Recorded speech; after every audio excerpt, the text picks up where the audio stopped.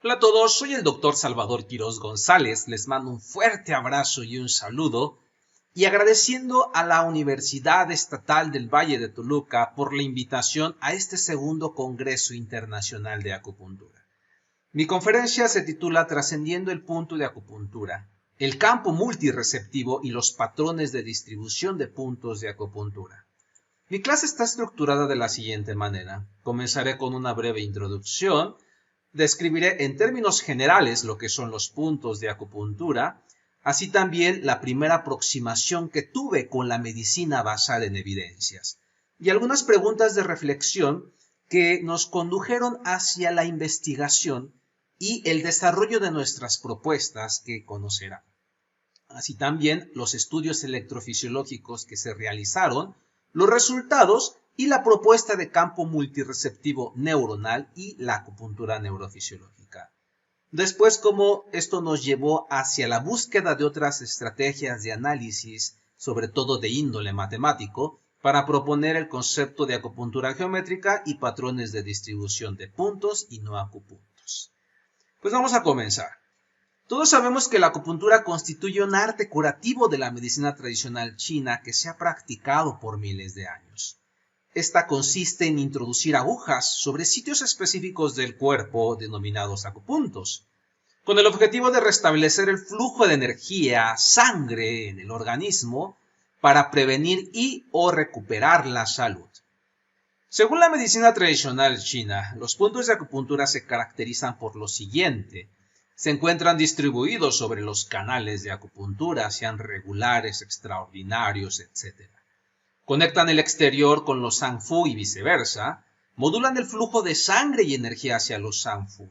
Se hacen hipersensibles cuando hay alguna afección hacia los órganos víscera y también se localizan sobre diferentes estructuras anatómicas, sean prominencias o depresiones. No obstante, durante mi formación académica siempre fui muy inquieto, tenía varias preguntas y una de ellas era ¿qué hay detrás de toda la filosofía y el marco teórico de la medicina tradicional china? Ya que de algo que me percataba en la práctica clínica era que en cada sesión no siempre coincidía la colocación de la aguja en el mismo sitio. Y esto me condujo a plantearme otras preguntas durante esta fase de formación. Por ejemplo, si existiría una base biológica o existe una base biológica del punto de acupuntura y cuál es la explicación científica a la terapéutica acupuntural. Ya que otra observación que también no pasaba desapercibida era la mejoría clínica que describían los pacientes. Entonces, también pensaba qué tanto de efecto placebo y expectativa se desencadena cuando se está tratando a un paciente con acupuntura.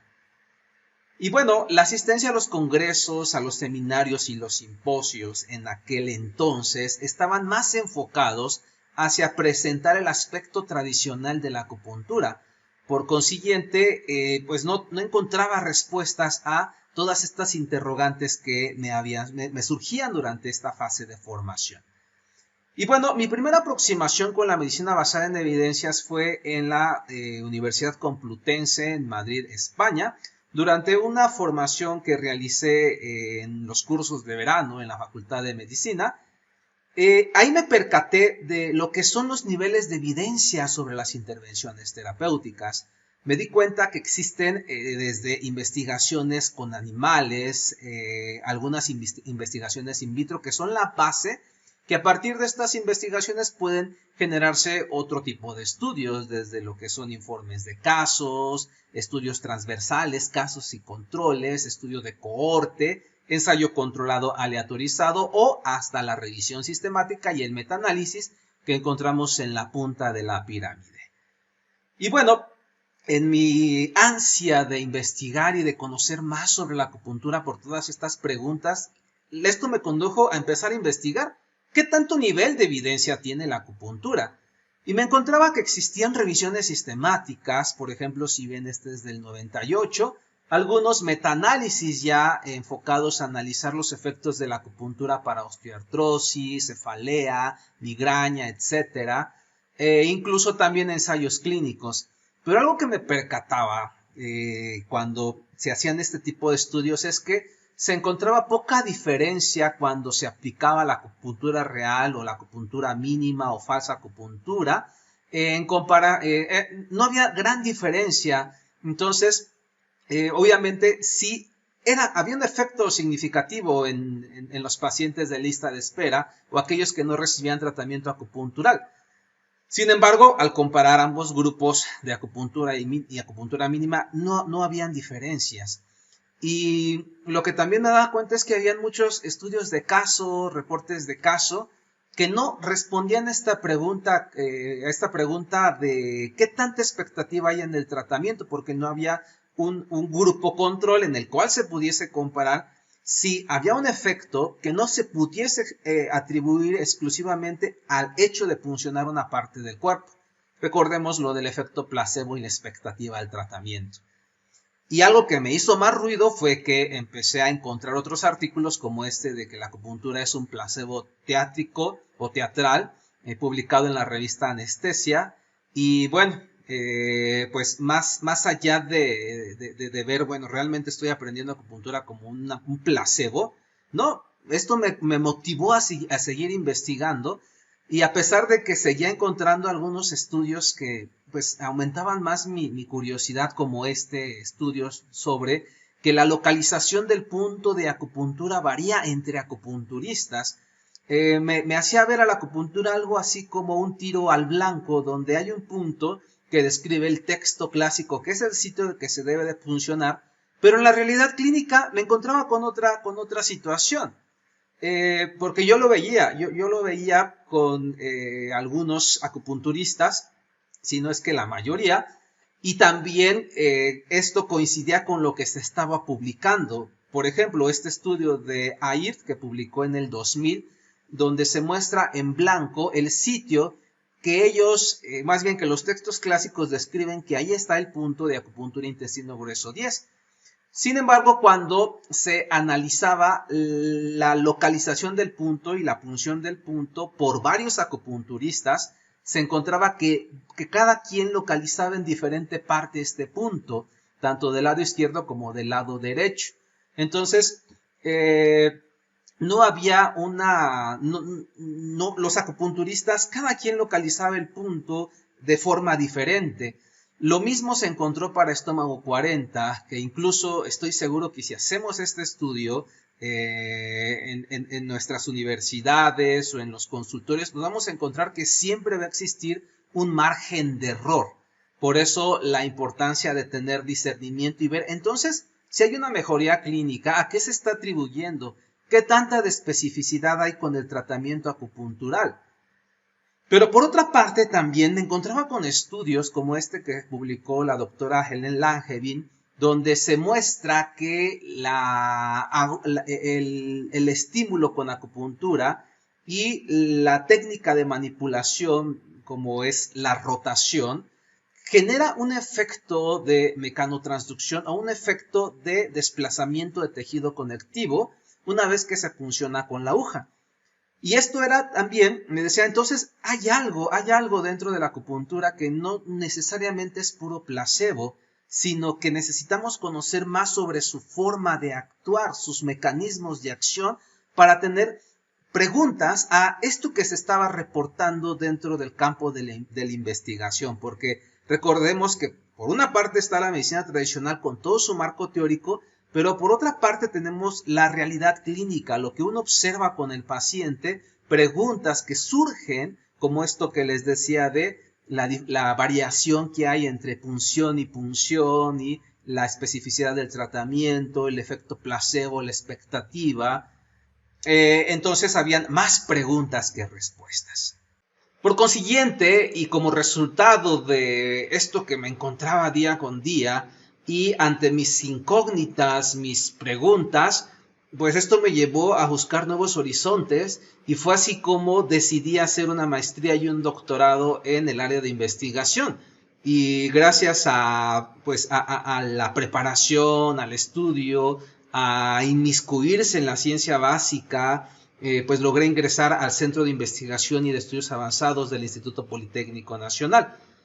Y una vez que realicé mi maestría y mi doctorado, mi área de trabajo era precisamente nervios, neuromodulación, analizar cómo a través del estímulo de nervios periféricos se puede evocar actividad neuronal en la médula espinal, que era en donde estaba especializando particularmente.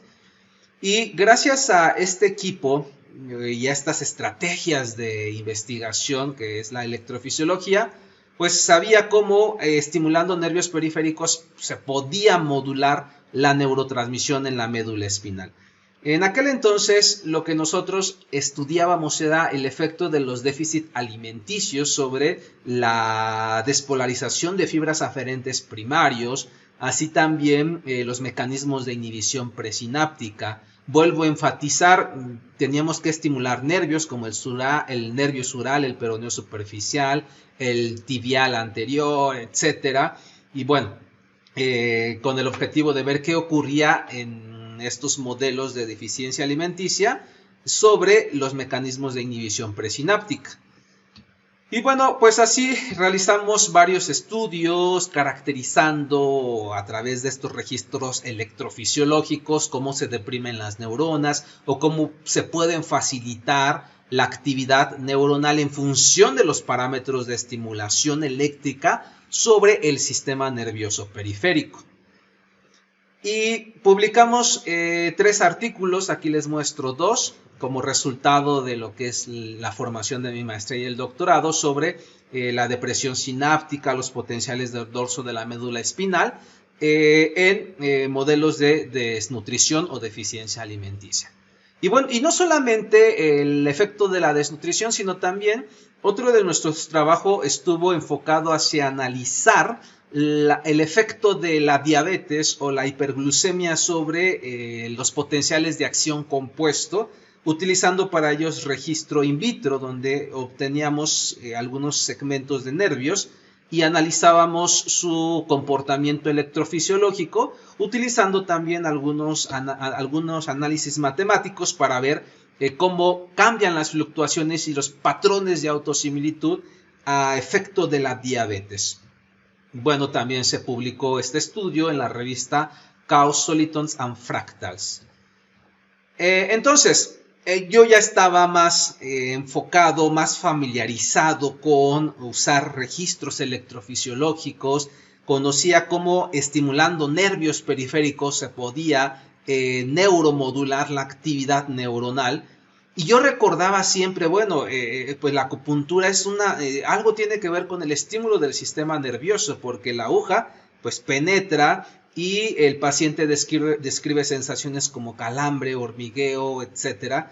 Y esto me motivaba más a empezar a hacer estos estudios relacionados con acupuntura y electrofisiología. Y algo que también me seguía generando ruido es qué tanto placebo hay, ya que algunos estudios no encontraban diferencias entre la acupuntura real y la acupuntura en un no acupunto. Entonces, los hallazgos, yo recuerdo que decía, bueno, pueden haber varias interpretaciones a estos resultados. El simple hecho de puncionar un área del cuerpo desencadena una respuesta fisiológica, es una posibilidad. Otra posibilidad es que el punto de acupuntura, así como el no acupunto, que es contra lo que se compara en algunos ensayos clínicos, es que ambos compartan la misma vía nerviosa y por consecuencia que se desencadene un mecanismo neuronal similar. Y dije, bueno, si nosotros tenemos el equipo, si tengo la preparación para poder hacer este tipo de estudios, perdón, se me adelantó. Para hacer este tipo de estudios, entonces era muy sencillo el enfoque, el arreglo experimental que nosotros íbamos a utilizar, estimular diferentes zonas en el modelo animal, porque para ello pues hay que colocar electrodos en la médula espinal, y estimular y registrar para ver cómo ocurren estas respuestas neuronales. Entonces, los resultados mostraron que cuando se aplica estimulación eléctrica con agujas de acupuntura podemos evocar respuesta neuronal registrada en diferentes segmentos de la médula espinal de forma similar a cuando se estimula directamente un nervio, con la diferencia que aquí usamos agujas, es decir, es un tipo de estimulación nerviosa eléctrica percutánea, que incluso si vemos la amplitud o el tamaño del registro, este es mayor cuando se aplica la electroacupuntura en comparación con el estímulo directo a un nervio, como lo es el nervio sural. Pero bueno, nuestra pregunta seguía en el aire. Entonces, ¿qué hicimos? Muy fácil, estimulábamos puntos de acupuntura, como es vejiga 37, 38, registrábamos la actividad del asta dorsal de la médula espinal y registrábamos el no acupuntos, pero un poco distales, o más bien distantes del área específica del canal de vejiga, y después estimulábamos en no acupuntos, pero que estaban sobre el canal de vejiga. Si comparamos, la amplitud del registro es muy similar. Entonces, lo que nosotros concluimos fue que el estímulo con una aguja, si ésta es cerca del trayecto nervioso, puede desencadenar una respuesta neuronal similar, incluso estimulando una zona donde dice la tradición que no hay un punto de acupuntura, pero que sí tenemos un canal. Sin embargo, si nosotros colocamos la aguja con diferente inclinación o orientación, también podemos evocar la misma respuesta neuronal. Esto significa que es más importante identificar el trayecto nervioso para generar una respuesta neuronal. Y es posible que en algunos ensayos clínicos se estén estimulando vías neuronales similares y por eso no puedan encontrarse diferencias significativas entre lo que es la acupuntura en un punto real y acupuntura en un falso acupunto. Pero bueno, eso es algo que se debe de seguir analizando e investigando. Lo que nosotros también realizamos fue ver qué tanto se puede neuromodular la neurotransmisión, estimulando sobre estos canales o campos como lo es la zona del punto estómago 36. Y vemos aquí, si comparamos el tamaño de estos potenciales, cómo se deprimen en función de la intensidad de la electroacupuntura. Y en su representación gráfico, pues vemos que es muy significativo esta depresión. Ahora bien, algo que también nosotros hemos analizado es componentes asociados con el dolor, como es este componente negativo, que es una onda que dura más tiempo, relacionada con la actividad de neuronas que transmiten dolor. Si uno aplica la electroacupuntura, podemos observar que esta también se puede deprimir, mostrando el efecto de la estimulación nerviosa periférica sobre neuronas en el asta dorsal de la médula espinal que transmiten tanto información no nociceptiva como nociceptiva. Y lo relevante de nuestros estudios también era que cuando seccionábamos a los nervios, es decir, que cortábamos la vía aferente, los efectos se revertían, ya no había una depresión, enfatizando nuevamente nuestra hipótesis de que el sistema nervioso periférico, de que los nervios periféricos son esenciales para la neuromodulación. Y bueno, otros mecanismos que también describimos, como es la presencia de mecanismos presinápticos que se activan cuando se aplica electroacupuntura, también fue otra de nuestras contribuciones, utilizando para ello estrategias farmacológicas, administrando antagonistas de GABA, etcétera, y bueno, más metodología que se utiliza en el laboratorio para ir descifrando poco a poco mecanismos de acción de la acupuntura. Y bien, el estudio se publicó en esta revista Experimental Brain Research y otro aparte también en la revista Journal of Acupuncture and Meridian Studies. Y poco a poco pues íbamos mostrando evidencias de lo relevante que es el sistema nervioso para los efectos neuromoduladores de la acupuntura, incluyendo algunos artículos de divulgación, que es más de difusión, como este que se publicó en la Revista Internacional de Acupuntura. Entonces, si el estímulo de los nervios era fundamental, ¿qué pasaría ya en un modelo de lesión como lo es el trauma de la médula espinal? Hicimos el mismo abordaje o la misma hipótesis de estimular nervios, como en este caso el nervio ciático, utilizando para ello dos puntos que es Huan Tiao y Jin Men. Pero bueno, vuelvo a repetir, estábamos más enfocados en trabajar sobre el sistema nervioso periférico y encontramos que en efecto la electroacupuntura favorece la recuperación de la locomoción en un modelo de trauma espinal.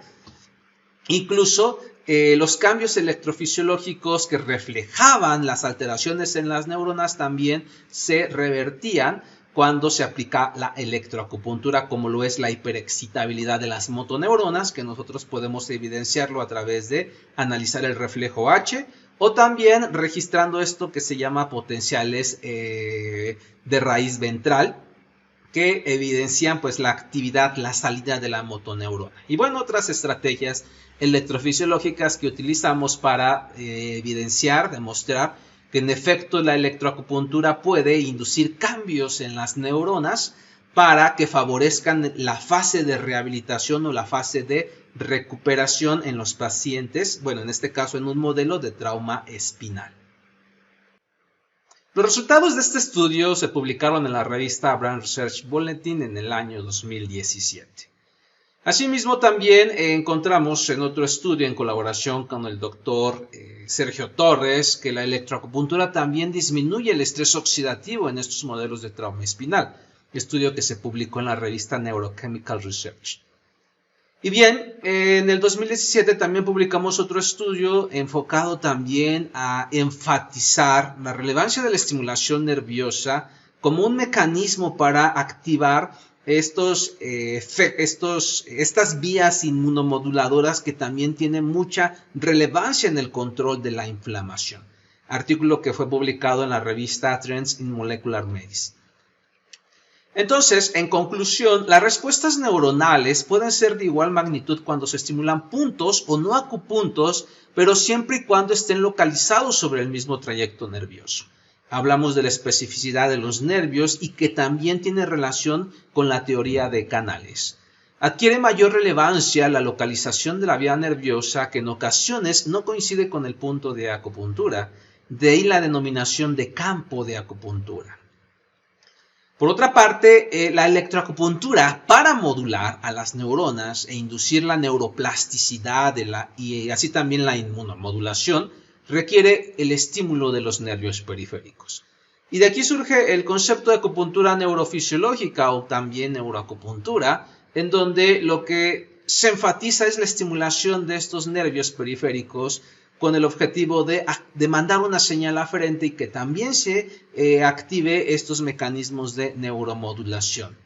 Ya en la universidad, adquiriendo un equipo llamado BioPAC, nosotros también registramos estos potenciales con electrodos de superficie, mostrando que en efecto cuando se desencadena la sensación del Qi, esta correlaciona significativamente con la despolarización de fibras aferentes, que incluso la manifestación clínica que describe el paciente de hacia dónde se propaga esta sensación correlaciona también con el trayecto de los nervios.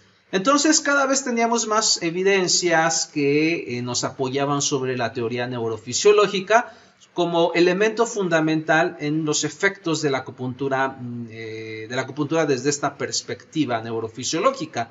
Nosotros también publicamos otro artículo sobre este modelo de biocircuitos en la Revista Internacional de Acupuntura, enfatizando que hay 5 elementos indispensables que siempre estarán presentes dentro del efecto y mecanismo de la acupuntura, enfatizando la presencia de receptores, de vías nerviosas, de vías aferentes, de centros de procesamiento, que también es otro universo, la parte de cómo se procesa el estímulo acupuntural, las vías eferentes y los efectores. Hablar de los mecanismos de acción de la acupuntura es un tema en extenso. Nosotros tenemos un diplomado donde enfatizamos estos mecanismos y la relevancia de comprender estos mecanismos neurofisiológicos de la acupuntura para tener más conocimiento de causa al momento de su praxis. Así también publicamos otro artículo con el concepto de psiconeurobiomodulación, donde ahora ya estamos proponiendo algunos mecanismos modulatorios desencadenados con la acupuntura y que son responsables de los efectos terapéuticos que observamos en el paciente. Y bueno, continuando con la divulgación y entrando un poquito más hacia la teoría general de sistemas, proponemos otros modelos para explicar lo que es el de Key desde el punto de vista neurofisiológico y también desde el punto de vista sistémico. Ahora, si la acupuntura requiere de los nervios periféricos, ¿qué pasa con el concepto de punto? Si ustedes observan estas imágenes, son imágenes de inmunofluorescencia donde se ven algunas terminales nerviosas en la zona de la piel. Y uno puede percatarse claramente que en esa zona pues hay ramificaciones. Y estas ramificaciones pueden ser extensas como un campo. Por eso el concepto de punto no me gusta a mí tanto, sino que punto es una zona más restringida y nos limita, que no existe un margen de error, sino que pues el concepto de campo es algo más extenso, como lo podemos ver en estas tinciones. Ahora, si nosotros consideramos estas ramificaciones en la zona periférica o en la zona donde dicen los mapas que están los puntos, pues podemos encontrar varios campos, varias ramificaciones, que incluso estas ramificaciones pueden converger en una neurona, en una misma neurona. Por eso el concepto de campo multireceptivo neuronal. Que sobre esta neurona puede converger información visceral, información cutánea, información nociceptiva de propios receptores, del tejido conectivo, y eso explicaría cómo múltiples intervenciones o múltiples terapias de estimulación periférica somática, como lo es el masaje, las ventosas, la moxibustión, la movilización, etcétera, incluso hasta la terapia de Guasha, todo esto son influjos de información que pueden activar estas neuronas convergentes, que se llaman neuronas multireceptivas porque reciben diferentes modalidades sensoriales y en consecuencia neuromodular la neurotransmisión. Y no solamente la neurotransmisión, sino las zonas hacia donde también estas neuronas inciden, ya sean otros centros de procesamiento o incluso efectores a través de un mecanismo reflejo. Por consiguiente, si existen varios campos receptivos que convergen sobre una sola neurona, es posible que el concepto de campo de un punto explique que si yo estimulo el campo C o el campo A, tengo una respuesta neuronal similar porque estoy dentro del mismo campo que está recibiendo información extensa de esta zona de la piel o de la zona de planos más profundos, y que la respuesta sea similar. Y esto explicará también por qué en algunos ensayos clínicos no se ven diferencias cuando se compara un acupunto con un no acupunto. Recuerden esta pregunta que yo ya me había realizado en el 2004, en el 2005. Estaba teniendo ya una respuesta gracias a los estudios electrofisiológicos que estábamos realizando, pero no solamente nosotros, sino en el mundo, varios laboratorios, varios investigadores están muy convencidos de la teoría neuronal que explica los mecanismos de acción de la acupuntura. Nosotros también propusimos un concepto que se llama la neurodinámica del punto, asociado al campo multireceptivo, que explicaría por qué hay zonas del cuerpo que pueden estar hipersensibles a la palpación, mostrando un foco de inflamación neurogénica resultado de un proceso inflamatorio que está ocurriendo en el interior del organismo y que refleja hacia la periferia. Ya la teoría de canales ya señalaba que hay puntos hipersensibles que indican la condición interna del organismo. El doctor Sato en los 70s, también revisando algunos estudios electrofisiológicos, también ya había descrito la presencia de reflejos viscerosomáticos que explican por qué estas zonas pueden incidir también sobre las vísceras a través de un reflejo somatovisceral. Así como hay conexión de adentro hacia afuera, pues también hay conexiones de afuera hacia adentro, lo que señala la teoría de canales. Pero ahora estábamos ya encontrando evidencias experimentales, vías neurofisiológicas que explicara esto, que formaba parte de la medicina tradicional china. Por consiguiente, tendríamos puntos que estarían encendidos y otros puntos apagados. Entonces, una especie de on-off, imaginando ahí un árbol de Navidad que dependiendo de la condición del paciente es cómo se van a encender o apagar estos puntos. Por consiguiente, el concepto de campo, el concepto de estado pasivo y activo del punto de acupuntura nos abre una perspectiva mucho más amplia que ver a los puntos de acupuntura como algo estático, sino que nos amplía nuestra perspectiva de ver todo esto como zonas dinámicas y que no pueden estar restringidas exclusivamente a un texto que nos dice que solo esa es la zona que se puede puncionar. Y bueno, pues este es el artículo, gustó mucho a los revisores y lo publicaron como destacado, aparecemos en la portada de la revista. Y también el concepto de campo también permite abordar esto que se encontraba y que se estaba publicando sobre la variación en la localización del punto entre los acupunturistas. Entonces se habla ya de este campo más que un punto, sino una zona extensa donde podemos tener terminales nerviosas que comparten vías neurofisiológicas similares. Y esto también nos llevó a que escribiéramos este libro de técnicas de punción y manipulación en acupuntura neurofisiológica, enfatizando este concepto de canal, este concepto de campo y algunas técnicas de manipulación en función con la teoría neurofisiológica o en relación con la teoría neurofisiológica. Entonces, las siguientes preguntas que seguían apareciendo era ¿qué pasa con los mapas de los puntos de acupuntura? ¿Son áreas de referencia para campos neuroreceptivos? ¿Se podrán identificar patrones al estudiarlos como áreas de referencia? Fue así como comenzó otra fase de nuestros proyectos de investigación, ya que para responder a estas preguntas nosotros hicimos una colaboración con la doctora Erika Elizabeth Rodríguez Torres de la Universidad Autónoma del Estado de Hidalgo, en particular en el Departamento de Matemáticas, para ver si existen patrones de distribución en estos puntos de acupuntura que nos pudiesen apoyar más con el concepto de campo receptivo, campo de acupuntura. Bien, nosotros sabemos que los puntos de acupuntura se encuentran representados en esquemas sobre un plano bidimensional. Por consiguiente, es factible que nosotros podamos utilizar matrices con determinado número de celdas para identificar posibles patrones.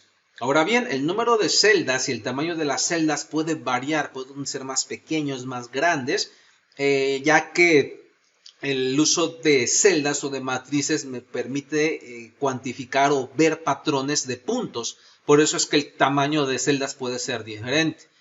Dentro de los posibles patrones de puntos sobre matrices podemos encontrar un patrón aleatorio, es decir, que no hay alguna agrupación en particular, o puede ser regular, que todos están distribuidos de forma regular en estas matrices, o agregados, que estén concentrados en sitios específicos del cuerpo. Ahora, ¿cuál fue el procedimiento que utilizamos para determinar estos patrones? Fue un trabajo muy exhaustivo, ya que se tenían que obtener primero los mapas de acupuntura, trazando para ellos las coordenadas de los puntos. Entonces imagínense trazar cerca de 361 puntos y de cada punto localizar su coordenada para después graficarlo en un diagrama con sus coordenadas X y Y. Un trabajo pues muy extenso. Y también algo interesante es que para la reconstrucción de estos puntos era necesario tener varios mapas de acupuntura para que todos coincidieran y tuviéramos lo más aproximado a lo que serían estos mapas de acupuntura. Por otra parte, quiero también comentar que el método que nosotros utilizamos es un método únicamente exclusivo para identificar patrones en coordenadas X y Y. Sabemos que esto en la realidad clínica no es así porque pues, el cuerpo es tridimensional, pero es nuestra primera aproximación. Lo interesante sería buscar otros métodos de análisis para verlo en 3D. Pero los resultados que obtuvimos son interesantes, ya que es nuestra primera aproximación y es lo que les voy a mostrar. Después que hicimos, dividimos la imagen en determinado número de celdas, se contó el número de puntos se determinó el centroide con las coordenadas que ya habíamos descrito cómo se obtuvieron. Una vez que se detuvo el centroide, se calculó la covarianza de la matriz, se construyó la función gaussiana, creamos la función de distribución de la imagen y posteriormente, a través de esta función de distribución de la imagen, combinamos cada punto de acupuntura en la función de distribución y obtuvimos este patrón. Como ustedes observan, es un patrón de agregados. No es tan al azar, ni tampoco un patrón regular, sino un patrón de agregados en donde vemos que hay zonas del cuerpo donde están más concentrados los puntos. Esto nos habla nuevamente de un concepto de campo, Si lo sobreponemos a escala con algunas estructuras del organismo, pues vamos a encontrar que esta correlaciona con estructuras que son de relevancia, como puede ser la zona donde se proyecta la hipófisis, donde está la tiroides, zonas que también nosotros le denominamos zonas de modulación cardíaca y pulmonar, esta que coincide donde está el estómago, el hígado, que también forma parte de la modulación gástrica, hepática, pancreática, la modulación intestinal y la modulación genitourinaria. Por consiguiente, pues esto todavía reforzaba este concepto de campo de acupuntura y nuestro análisis matemático pues también nos permite identificar estas regiones. Pero otro aspecto interesante es que el concepto de campo ya se ha utilizado dentro de la misma tradición del chakra, de lo que es un chakra. Pero más allá de este concepto energético, nosotros lo visualizamos más como una región que hay estructuras anatómicas de relevancia que son importantes para la función del organismo, por lo que el concepto de chakra para nosotros está más enfocado a hablar de estructura, función y emergencia, que es como nosotros concebimos lo que es Qi. Ahora, Shongwan Renmai 12 es un punto que está en esta región que significa cavidad central, pero si ustedes ven, no podemos dejarlo exclusivamente a un punto, sino es un campo que puede ser más extenso y que también nos habla de la posibilidad de que el campo sea más grande o más pequeñito, dependiendo de cómo está la función del paciente o el estado de sus vísceras que proyectan hacia ese campo. Lo mismo hicimos con la zona de la cara, también encontramos estos patrones de distribución y esto coincide también con la zona del recorrido del nervio trigémino, incluso ramas del nervio facial, y mostrando ahí cómo tenemos ramificaciones en estas regiones.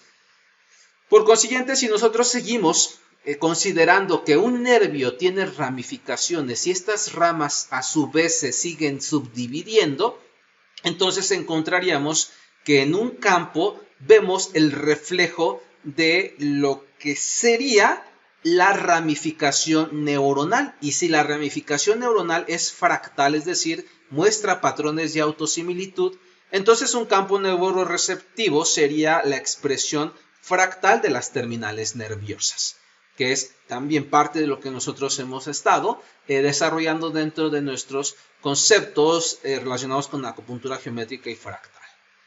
Por otra parte, estableciendo nodos y conectores en los campos y puntos de acupuntura, encontramos algo interesante. En forma general, dentro de la tipología de redes, sabemos, bueno, más bien un nodo corresponde a un punto.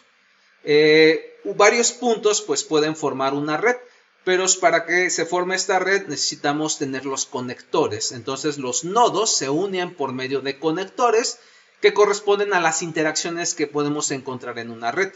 Aquí yo tengo estos 4 nodos con sus conectores. Toda la geometría que nosotros conocemos dentro de la naturaleza, esos patrones geométricos tan hermosos, tan maravillosos que también pudiesen atribuirse a la geometría sagrada, resultan de la interacción entre los nodos, de tal manera que se forman estas estructuras, como pueden ver en esta animación, cada vez que un nodo se comunica con otro nodo a través de estos conectores. Entonces surge así la geometría. Hay estructuras de la naturaleza que ya tienen esta estructura geométrica con nodos y conectores. Por ejemplo, las telarañas o los panales de las abejas ya tienen sí la estructura geométrica. Pero otras se pueden formar Cuando uno hace estos conectores para unir los nodos, y entonces pueden surgir estas figuras geométricas. Por ejemplo, tenemos aquí en el caso del círculo, y aquí tenemos el punto en el centro. Si juntamos dos círculos, podemos observar aquí dos nodos, el sitio donde intersectan las líneas, dos nodos, y así sucesivamente podemos ir creando diferentes formas geométricas a partir de unir nodos y conectores. La geometría explica también parte de cómo está estructurada el universo, las galaxias, incluso la misma biología, la estructura de la célula y las divisiones sucesivas también puede explicarse desde la óptica de la geometría. Entonces, si nosotros estamos encontrando estos campos, estos nodos, al establecer los conectores podemos también identificar varios patrones geométricos. Este es un patrón geométrico, otro patrón geométrico, y esto, por ejemplo, nos permite a nosotros desarrollar una técnica que se llama técnica de los lotos, donde también resulta de ir estableciendo estos nodos y conectores.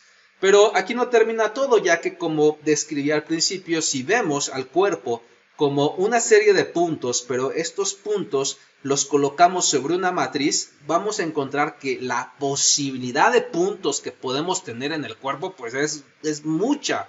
Son muchos puntos, porque para ello podríamos colocar matriz sobre matriz. Entonces la posibilidad de trazar mapas sobre el cuerpo es extensa. Entonces no podemos solamente quedar restringidos al mapa de puntos de acupuntura, sino que pueden surgir otros mapas que pudiesen también estar relacionados a estructuras orgánicas que son relevantes para la estimulación.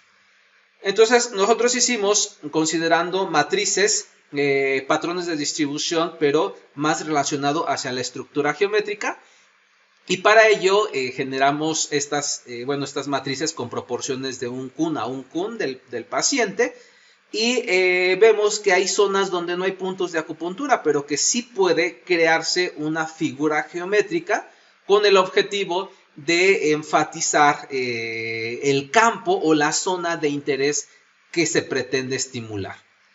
Y bueno, son otros ejemplos de patrones geométricos que se pueden utilizar o que se pueden graficar utilizando matrices dentro de la zona donde encontramos estos puntos de acupuntura, que vuelvo a repetir, no es tanto el punto, sino el campo que se va a generar al momento de colocar varias agujas en esa zona. Eso es lo que nosotros denominamos sumación espacial. Coloco varias agujas, las estimulo simultáneamente y puedo tener un efecto modulador en la zona que nosotros a través del método de análisis de patrones de distribución encontramos que son relevantes para la modulación.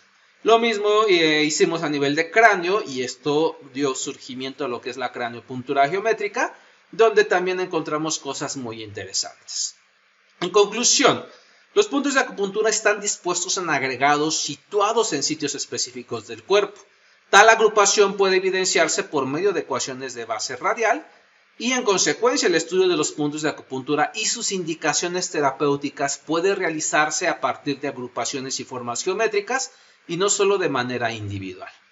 El método que utilizamos en esta primera aproximación sobre los patrones de distribución de puntos de acupuntura se publicaron en la revista Frontiers in Physiology en el 2020, en donde primeramente se hizo un análisis sobre la distribución de fascículos musculares en un modelo de deficiencia alimenticia.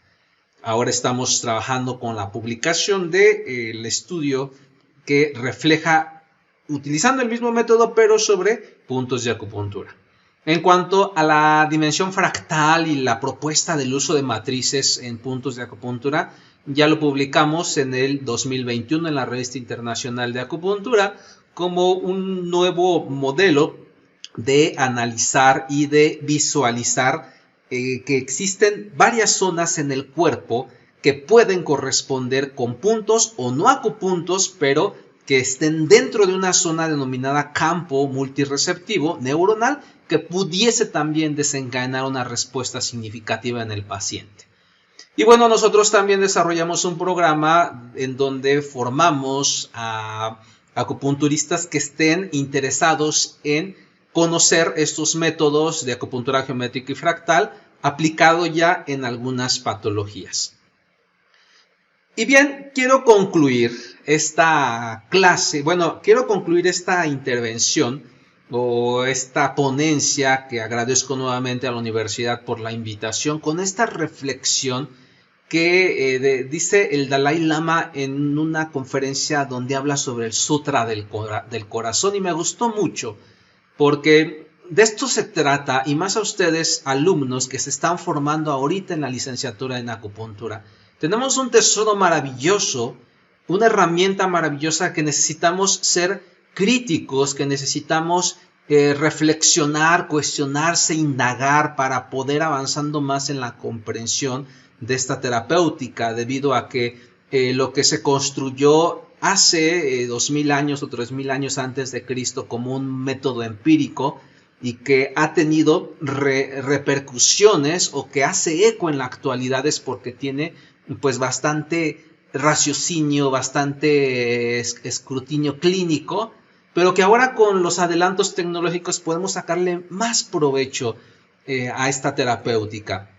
Y bueno, pues regresando a esta reflexión del Dalai Lama que nos comparte en su conferencia sobre el Sutra del Corazón, él nos dice al respecto: en general, todas las religiones consideran a la fe como algo muy importante, pero en los textos del budismo no se habla solamente de la fe, sino que se utiliza la inteligencia y la sabiduría para investigar los fenómenos.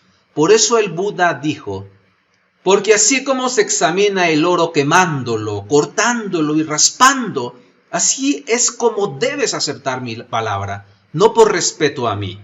Ustedes no tienen que aceptar mi palabra simplemente porque es la palabra de Buda, sino que tienes que analizarla, tienes que investigarla, tienes que ponerla a prueba y ver si realmente tiene beneficio.